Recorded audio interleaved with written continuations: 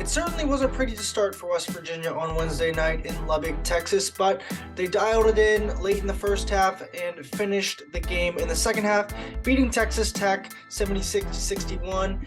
Here is the podcast.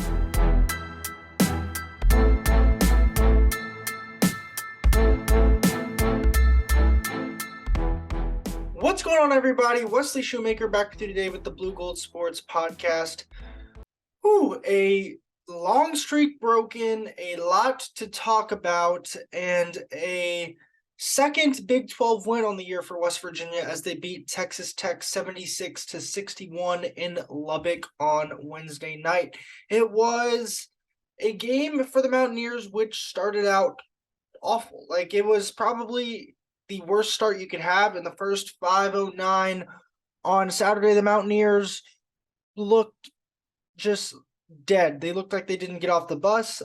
They, I think, opened 1 for 7 or 1 of 8 from the field. They had 5 turnovers within those first 5 minutes.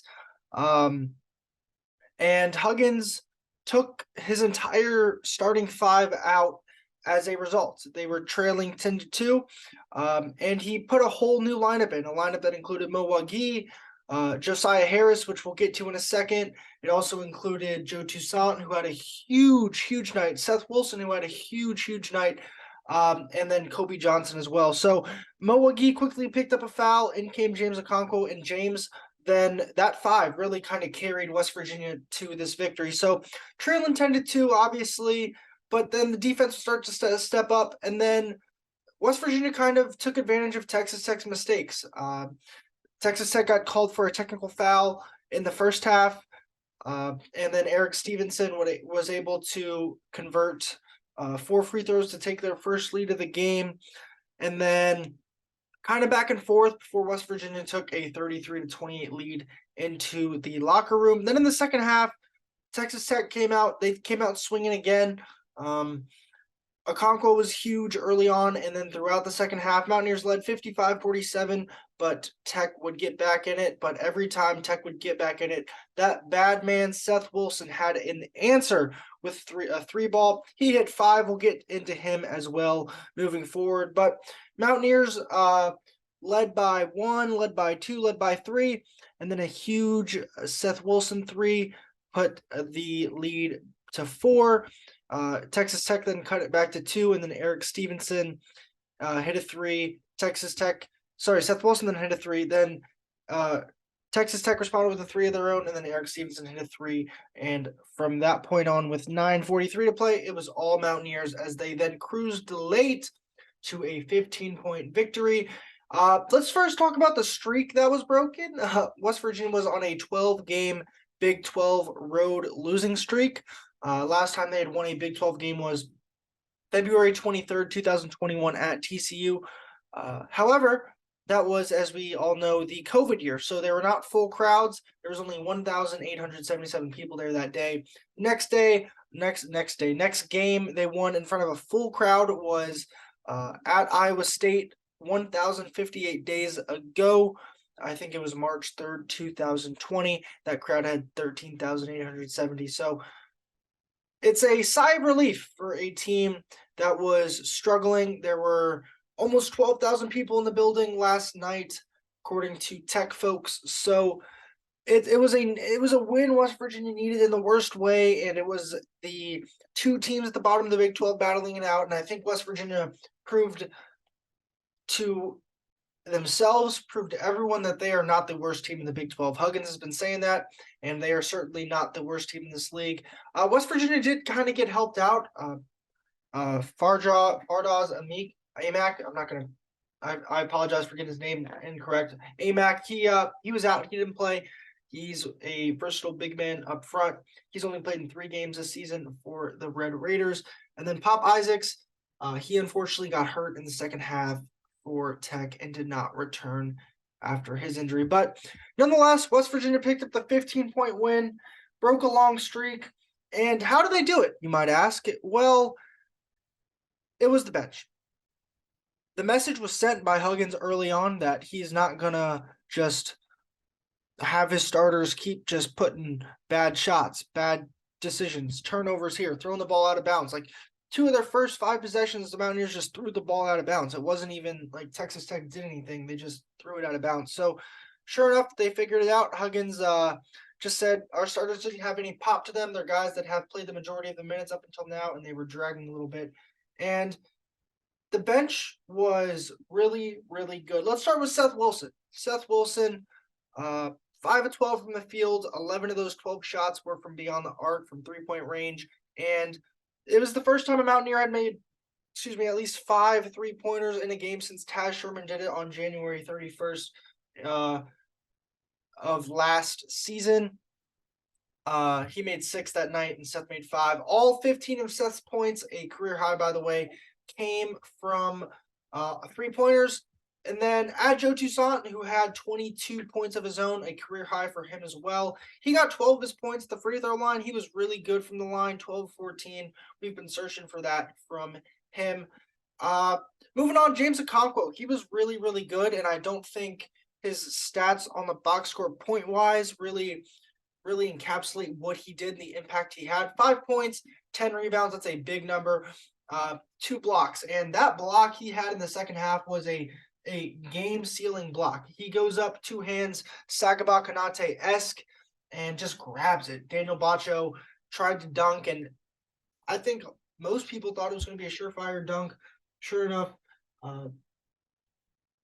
James says no, or Okonkwo, no. Sorry, that was a terrible joke. But he sure made an impact on this game, and he had a plus-minus of +16, and it was his best game of the year, probably best game of his career. And to me, it seems like he's really, really turning a corner. He seems to have kind of found his calling card, which right now is defense, but he's also being successful on the offensive end. Last night, he made 3 free throws, converted an and 1, only took 2 shots from the field, but converted on one of those. So him continuing to get better, especially when your guys like Mo Agee and Jimmy Bell are in foul trouble, that really helps West Virginia's depth at the 5 position going forward. Another guy to talk about, just not in the best way, is Emmett Matthews. Emmett hasn't been playing well at all over his last 5 games. Emmett is averaging 6.8 points per game, 38% from the field, 27% from 3 rebounds per game, and 1.6 turnovers per game. In 11 minutes, which was the lowest he has played this season, Emmett had 4 turnovers against the Red Raiders last night. So I personally think, and I think Huggins kind of hinted at this on his post-game radio interview with Tony Caridi after the game, is that Emmett's still dealing with that knee injury he suffered December 10th against UAB. He obviously missed the last 2 games before the Christmas break and then before Big 12 play, but he's played since. He's playing through it. The problem is that he's the most experienced guy. He's been here at West Virginia the longest, if you can count, obviously, the time before he left, and then if you count this year, and he's just not playing up to his standard, his capability, especially on the offensive end. He's getting rebounds, which is good, but they miss his scoring. And I think Huggins could see that there were just guys that were playing better than him last night. And out of all the guys who played, Emmett Matthews had the 2nd lowest minute total last night, which sends a stronger message than you think. Moving on to another starter, Kedrian Johnson. He only played 15 minutes. That was the fewest he's played this season. He's dealing with an ankle sprain of some sort, I believe, according to Bob Huggins. And that's where he's at. And West Virginia needs him because he can obviously score like he did the last 2 games. But he also is their defensive spark, if that's what you want to call it. He's their captain on defense. He takes the responsibilities of kind of setting everything up, and he also knows what Huggins wants and this team wants. So keeping an eye on him and his ankle will be key for West Virginia, and just kind of monitoring that as we move along. Next thing for West Virginia to look at in their victory was the bench. 50 bench points, which it's a really good mark when your bench is scoring 50 points, but they also had the majority of the minutes. One thing I looked at today was plus minuses, the combined plus minuses of the starters compared to the 6 bench players that played. combined plus minus of the starting five was -8, while the 6 bench guys combined to have a plus minus of 83.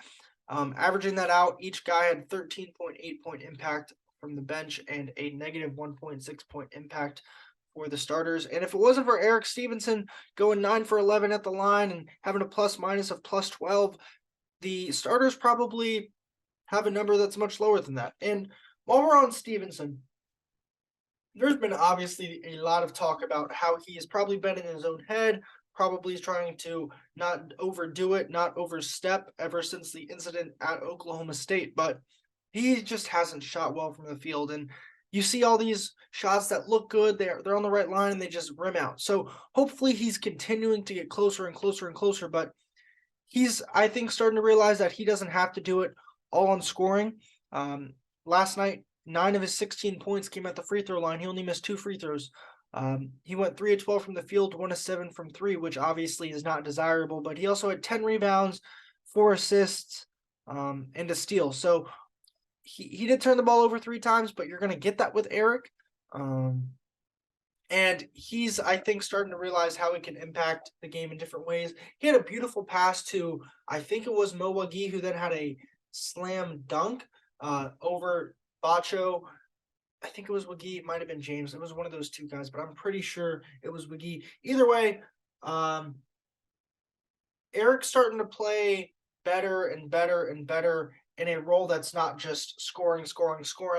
And if the scoring does come around and he continues to play like this, that's ideal. I just don't want it to be the world where Eric Stevenson breaks out and shoots 50% from the field one game and then thinks he's all the way back when it was more of a one-game wonder rather than a we're going to determine and rely on this guy. Like, yeah, he can go for 20 points if he's hot, but I just don't see him getting on a stretch because of the quality of play in this league where he's going to regain that non-conference form of scoring 20 every single night. So I think he has to start playing more like he played last night and limit the 4 shots, take what they give you, but also find the open man. West Virginia's ball movement was really good after that first 10 minutes of the game. In the second half especially, they really moved the ball. Yeah, there are a couple turnovers off it, but I think if you're West Virginia and you're Coach Huggins and you're this staff, that you're going to say thank you for moving the ball and live with the turnovers off of that rather than getting stuck and making an errant pass to the middle of the court like they did early on. I think Jimmy Bell got an offensive rebound, kind of got stuck and then just threw it to the middle of the floor and it was stolen. And so you'd rather, I think, live with the turnovers off of good ball movement rather than off of poor decision-making plays. And so I think that's something to also keep an eye on going forward is, does this team turn the ball over on things that they are doing well? Like, are they moving the ball well and it just happens where, they can't rotate it, like they rotate it too much, or they get a deflection and goes out of bounds, or they turning the ball over where they're just careless with the basketball, throwing it to a place where multiple defenders are. Like those are the kind of things that a stat sheet doesn't show. And I think in the second half, the turnovers were better turnovers that you can live with. Obviously, you don't want to turn the ball over, but you live with those type of turnovers compared to the first half, and especially in those first 5 minutes where they were just throwing it out of bounds on their own to guys that weren't there, guys that weren't looking. And so as they continue to play better and play together, that should change. Let's look at a couple numbers here for this game. This was the first time since January of 2015 that West Virginia won when turning the ball over at least 19 times and shooting 37% from the field. Well, no better than 37% from the field.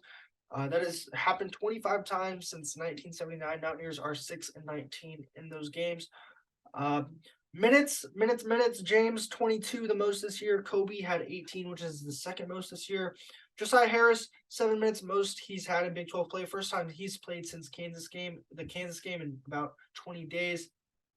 Kedrian Johnson 15, as we said, his fewest this season. And then Trey Mitchell, he only had 21 minutes.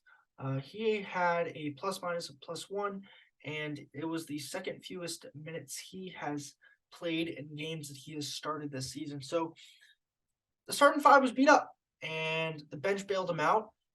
But now it begs the question of, who are you going to turn to? Are you going to start turning to the guys that last night won you the ball game? Are you going to go back to the starting five that you've relied on to get you to this point? And I think that's where you're going to have to rely on that Hall of Fame coach to tell you that and to trust that he's going to make and push the right buttons, because Seth Wilson's got to play more. James Okonkwo's got to play more. Heck, Joe Toussaint's got to play more, especially if Keedy is dealing with an injury. And Kobe Johnson, he provided really good minutes. He doesn't do a lot of the stuff that shows up in a stat sheet. He's not scoring a ton. He's not rebounding a ton, but he's doing the little things. He's setting the right screens, making the right moves. Smart with the basketball, smart with the ball when it is not in his hands. Like, he's moving well without the ball. And he's just a guy that understands the game and understands his role. And I think having guys that don't play out of their role, don't do more than what they are good at, is a key for this team heading forward. KenPom-wise, Mountaineers are now 21st, and KenPom, the 6th best team, and they are ahead of Kansas State, which is the best part about computer rankings. Mountaineers jumped to 24th in the net rankings. Then obviously they have number 15, I believe it is. Here's what I found. Oh, don't know how that happened. Excuse me. They obviously have number 15, Auburn, coming into the Coliseum on Saturday in 2 days' time. So that's another test, another opportunity for West Virginia to win. Mountaineers are now 12-8 on the year, 2-6 in Big 12 play.